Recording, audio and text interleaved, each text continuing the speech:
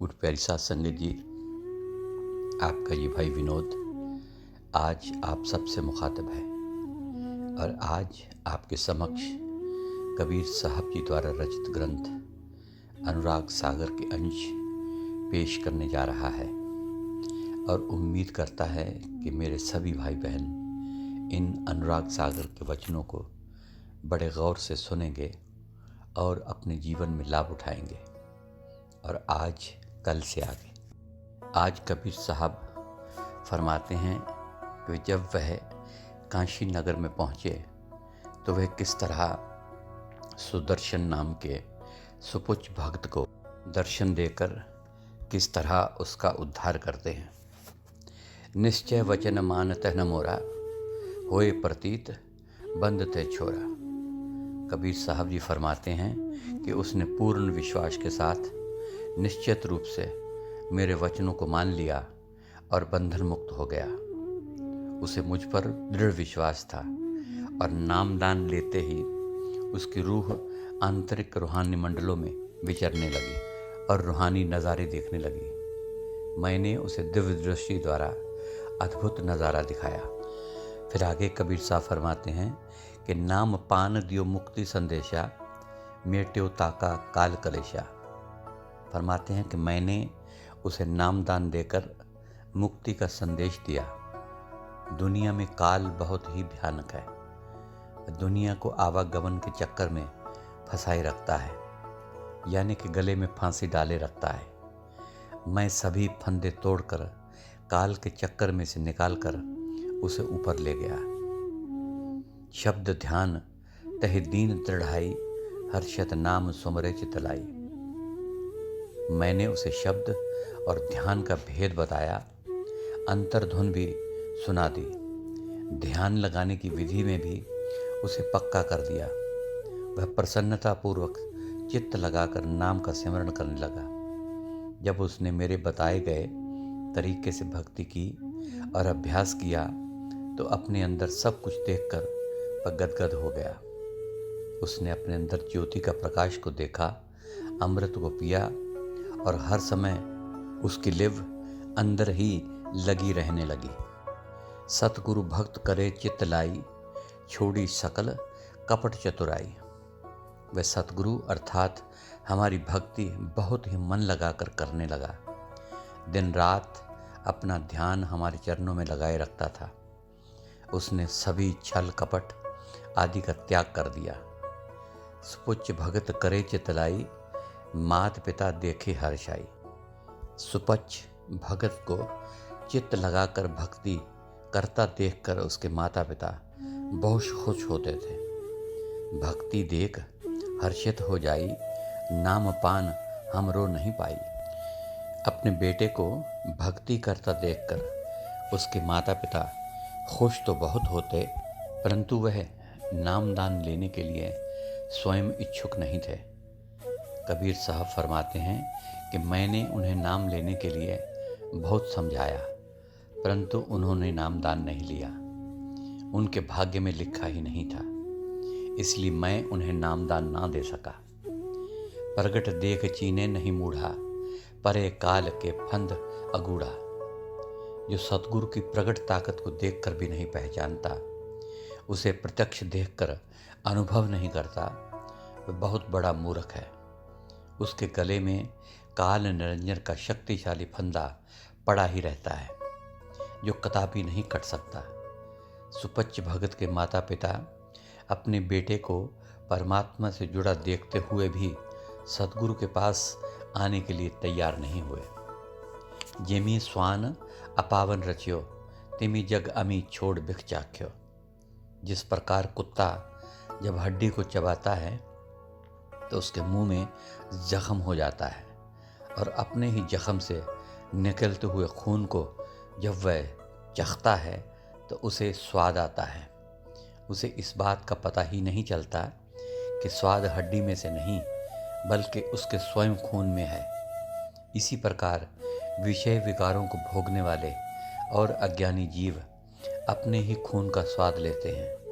वे नाम रूपी अमृत के स्वाद से वंचित रह जाते हैं और विष का ही पान करते रहते हैं। नृप युधिष्ठिर द्वापर राजा, तिन पुन कीन जग को साजा। कबीर साहब जी आगे फरमाते हैं कि हे धर्मदास, द्वापर युग में युधिष्ठिर नामक एक राजा हुआ। वह अपने चचेरे भाइयों को युद्ध में मारने के बाद राजा बना। राजा बनने के बाद उसने यज्ञ करने के लिए साजो सामान का प्रबंध किया। पांडव युद्ध के लिए तैयार नहीं थे। भगवान श्री कृष्ण के कहने पर वे युद्ध के लिए तैयार हुए। युद्ध आरंभ होने से पूर्व जब अर्जुन ने अपना गांडीव धनुष रख दिया और कहा कि भगवान, मैं अपने ही भाई बंधु और प्रियजनों का वध नहीं कर सकता, तो भगवान ने अपना विराट रूप दिखाकर उन सबको मृत दिखाया और कहा कि वे सब तो पहले ही काल के ग्रास बन चुके हैं। यह आपके बस में नहीं है। वे सब पहले ही काल के द्वारा खाए जा चुके हैं। ऐसा कहकर उन सबको युद्ध के लिए तैयार किया। युद्ध में पांडवों ने सब भाइयों और संबंधियों को मार दिया। बंधु मार अपकीरत कीना, ताते यज्ञ रचन मन दीना। युद्ध खत्म होने के बाद चारों ओर अशांति और दुख का वातावरण फैला हुआ था। सारी प्रजा शोकपूर्ण दिखाई पड़ती थी। विधवाओं, अनाथों और शोकाकुल परिवारों का दुख देखकर पांडव भी बहुत दुखी थे। वे भी कृष्ण भगवान के पास गए और कहा, भगवान, हमने बहुत से लोगों की हत्या की है, अपने सगे संबंधियों और भाइयों को मार डाला है। इस पाप के कारण हम अशांत हैं और हमारे ऊपर लगा इस हत्या के पाप का दोष कैसे दूर होगा। तो भगवान श्री कृष्ण ने उन्हें इस पाप से निवृत्ति के लिए अश्वमेध यज्ञ करने का आदेश दिया। प्रथम तो भगवान श्री कृष्ण ने उन्हें विराट रूप दिखाकर ये कहकर कि वे सब काल के द्वारा पहले ही ग्रास बन चुके हैं, उनका वध करने के लिए प्रेरित किया। जब पांडवों ने उन सब को मार डाला, फिर उन्हें प्रायश्चित करने के लिए अश्वमेध यज्ञ करने का भी आदेश दिया। कृष्ण केर जब आज्ञा पाई, तब पांडव सब साँझ मगाई। यज्ञ की सामग्री गह सारी, जह तह ते सब साधु हंकारी। पांडव प्रति बोले यदुपाला, पूरन यज्ञ जानत है काला। घंट आकाश बजत सुन आवे, यज्ञ कुफल तब पूर्ण पावे। भगवान श्री कृष्ण से अश्वमेध यज्ञ की आज्ञा पाकर पांडवों ने यज्ञ संबंधित सभी साज और सामग्री का प्रबंध किया। श्री भगवान कृष्ण ने कहा कि यज्ञ तभी संपूर्ण होगा जब आकाश में घंटा बजेगा। सन्यासी बैरागी झारी, आए ब्राह्मण नेम आचारी। उस यज्ञ में सन्यासी, बैरागी, ब्राह्मण, ऋषि मुनि, योगी, वेदों शास्त्रों के पंडित और अन्य भक्ति करने वाले और धार्मिक कर्म धर्म करने वाले अनेक समूह उपस्थित हुए। सारी प्रजा और अतिथियों को जब भोजन करा दिया जाता था, तब वह यज्ञ पूर्ण होता था। और इस बात का विशेष ध्यान रखा गया कि कोई भी भूखा न रह जाए। सब ने आकर भोजन किया। इच्छा भोजन सब मिल पावा, घंटा न बाजा राय लजावा। यज्ञ के संपूर्ण होने पर आकाश में घंटा बजता था। यज्ञ में आए सभी अतिथियों को उनकी इच्छा अनुसार भोजन कराया गया, परंतु आकाश में घंटा नहीं बजा। इससे राजा युधिष्ठिर बहुत लज्जित हुए।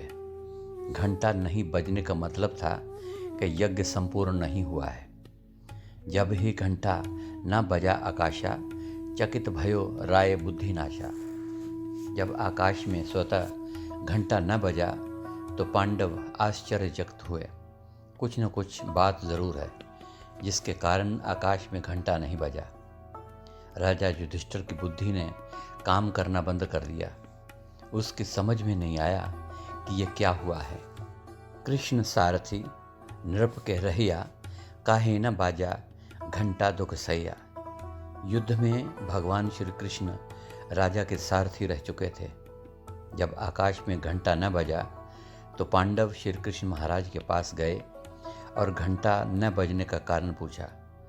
तो भगवान कृष्ण ने बताया कि कोई संत महात्मा बाकी रह गया है, जिसने भोजन ग्रहण नहीं किया, जिसके कारण यज्ञ संपूर्ण नहीं हुआ है, इसलिए घंटा नहीं बज रहा है। पांडवों ने जब उस महात्मा का नाम पूछा तो भगवान श्री कृष्ण ने अपने योग बल से बताया कि जंगल में सुपुच्छ भक्त बैठकर भक्ति कर रहा है, उसे लेकर आओ और भोजन करवाओ। सुपुच्छ भगत जब ग्रास उठायो, बाजियो घंटा नाम प्रभायो। पांडव जंगल में सुपुच्छ भगत के पास गए और उनसे अश्वमेध यज्ञ में आकर भोजन करने की विनती की। सुपुच्छ भगत ने उत्तर दिया कि आप मुझसे 101 अश्वमेध यज्ञ का फल दे दें तो मैं आपके यज्ञ में आऊँगा। पांडवों ने कहा कि यहाँ पहला यज्ञ तो संपूर्ण नहीं हो रहा, हम आप 101 यज्ञ का फल कहाँ से दे सकेंगे। तो सुपुच्छ भक्त ने कहा, फिर आपकी मर्जी, मैं 101 फल लिए बगैर नहीं जाऊंगा। पांडव लौटकर फिर वापस आ गए। सभी निराशा से सिर झुकाए बैठ गए।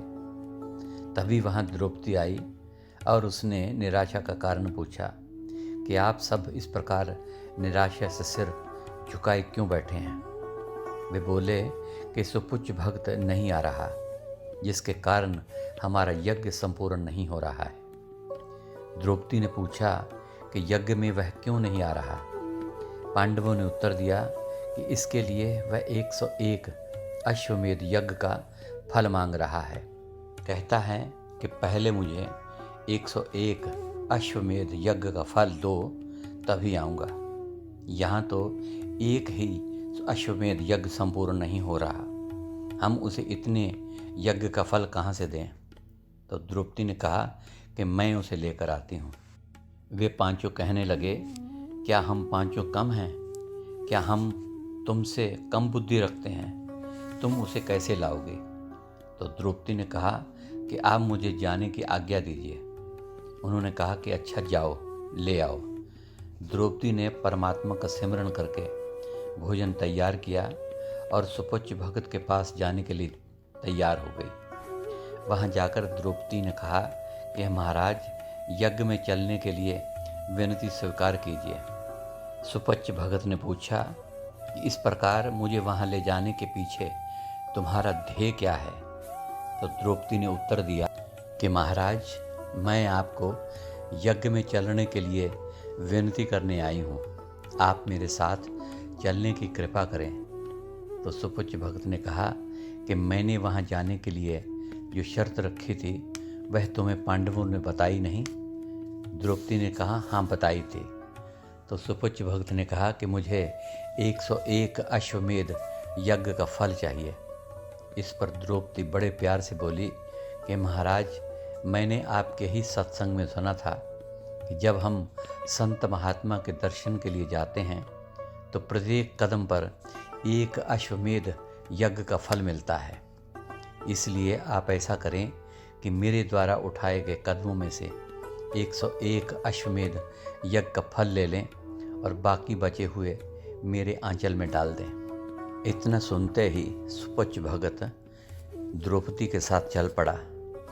सुपुच्छ भगत ने जैसे ही भोजन के लिए ग्रास उठाया, नाम के प्रभाव से आकाश में घंटा बजा और यज्ञ संपन्न हो गया।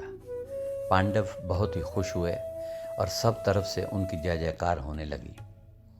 तब है न चीनी सतगुर बाणी, बुद्धि नाश जम हाथ बिगाने।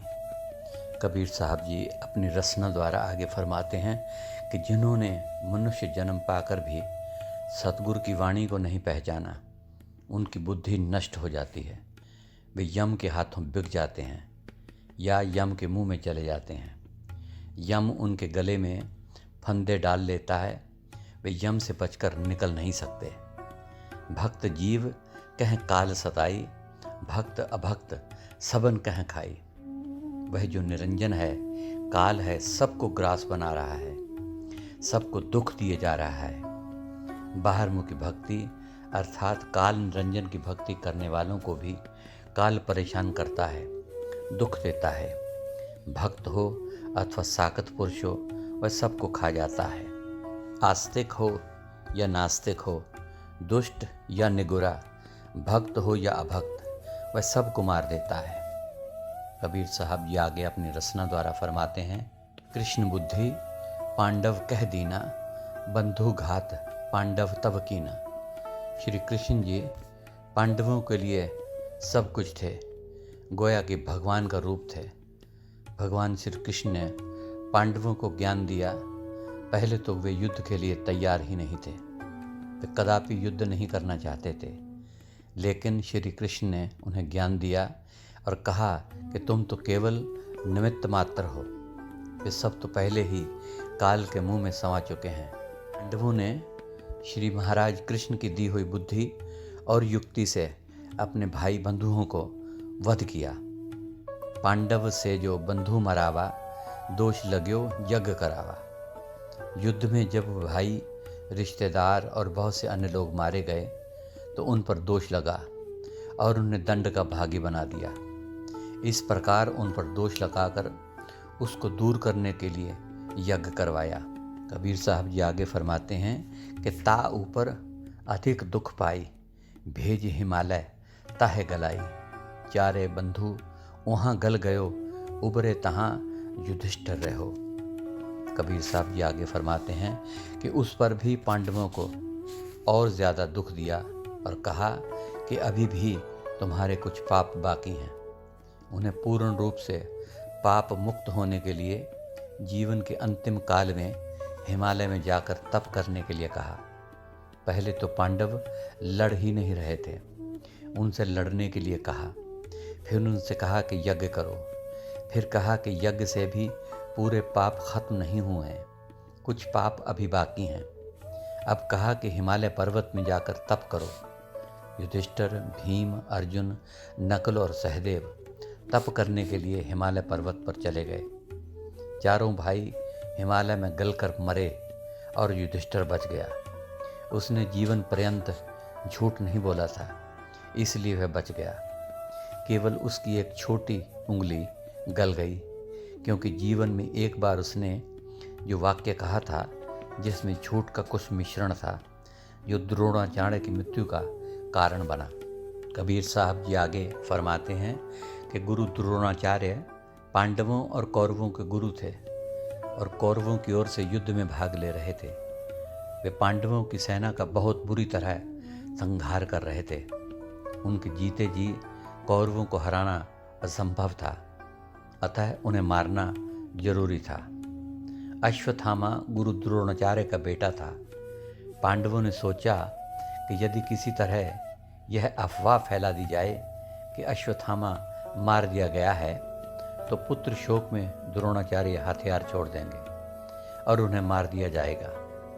युधिष्ठिर से कहा गया कि वह अश्वत्थामा के मारे जाने की घोषणा करे, क्योंकि द्रोणाचार्य किसी की बात पर विश्वास नहीं करेंगे। युधिष्ठिर ने कहा कि युद्ध में चाहे जीत हो या हार, मैं किसी भी कीमत पर झूठ नहीं बोलूँगा। युधिष्ठिर ये बात मानने को तैयार नहीं हुआ। उन्होंने एक उपाय सोचा। कौरवों को एक चतुरंगणी सेना में अश्वत्थामा नामक एक हाथी था। भीम ने उसे मार दिया और युधिष्ठिर से कहा कि अब ये बात कह दो कि अश्वत्थामा हाथी मारा गया है। युधिष्ठिर ये कहने के लिए राजी हो गया। जब अश्वत्थामा मारा गया कि अफवाह द्रोणाचार्य के पास पहुंची तो उन्होंने रणभूमि में युधिष्ठिर से इसके बारे में पूछा। युधिष्ठिर ने कहा, अश्वत्थामा हाँ। जैसे ही कहा था उसके मुंह से निकलने से पहले ही श्री कृष्ण भगवान ने जोरों से शंख फूंक दिया और पांडव सेना ने ढोल नगाड़े पीटने शुरू कर दिए। द्रोणाचार्य को यह सुनाई दिया कि अश्वत्थामा हाँ मारा गया। उन्होंने यह सुनकर हथियार फेंक दिए। धृष्टद्युम्न ने द्रोणाचार्य का सिर काट दिया। इस कारण पांडवों की जीत हुई। हालांकि युधिष्ठिर ने यह सच कहा था कि अश्वत्थामा मारा गया है, लेकिन इससे कुछ और ही अर्थ निकला जो झूठ था। इसी कारण उसे थोड़ा सा दंड मिला और उसका पूरा शरीर न गलकर केवल उसकी छोटी उंगली ही गली। उसकी सबसे छोटी उंगली पर कोढ़ का निशान रह गया। युधिष्ठिर ने 500 वर्ष तक राज्य किया। कबीर साहब जी अपनी रचना द्वारा आगे फरमाते हैं कि अर्जुन सम प्रिय और न आना, ताका अस कीना अपमाना।